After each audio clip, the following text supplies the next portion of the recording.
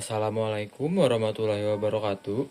Perkenalkan, nama saya Muhammad Gitrif Kasdiadi Rizal Basit dengan NIM C14012411071 akan membuat video mengenai praktikum yang telah saya lakukan, yaitu fekunditas dan sebaran diameter telur.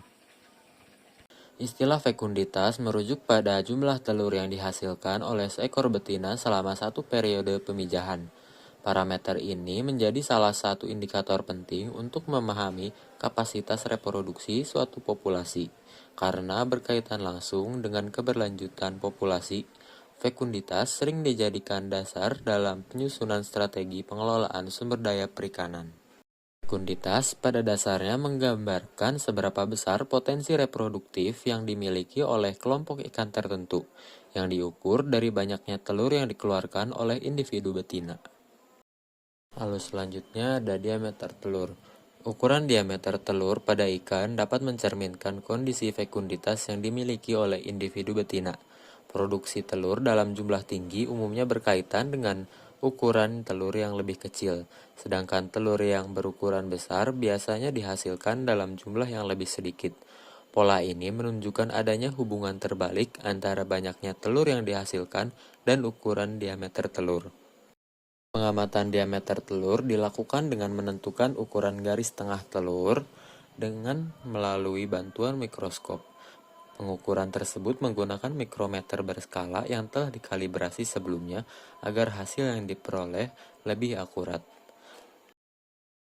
Data mengenai variasi ukuran diameter telur juga dapat digunakan untuk memahami pola reproduksi yang dimiliki oleh suatu jenis ikan. Pola ini membantu mengidentifikasi apakah ikan tersebut melepaskan telur secara bertahap dalam satu musim pemijahan atau disebut juga partial spawner, atau mengeluarkan seluruh telurnya sekaligus dalam satu waktu pemijahan atau yang disebut juga dengan total spawner. Perhitungan jumlah telur atau fekunditas pada spesies ikan dapat dilakukan secara efisien melalui penerapan metode gravimetrik. Metode ini dimulai dengan penimbangan bobot gonad. Penimbangan massa total telur dilakukan menggunakan alat ukur presisi yang telah dikalibrasi. Selanjutnya, sebagian kecil massa telur diambil sebagai subsampel untuk dihitung jumlah butirannya secara manual. Estimasi fekunditas keseluruhan diperoleh dengan membagi jumlah telur dalam subsampel dengan bobot subsampel tersebut. Lalu hasilnya dikalikan dengan berat total oosit yang telah diketahui.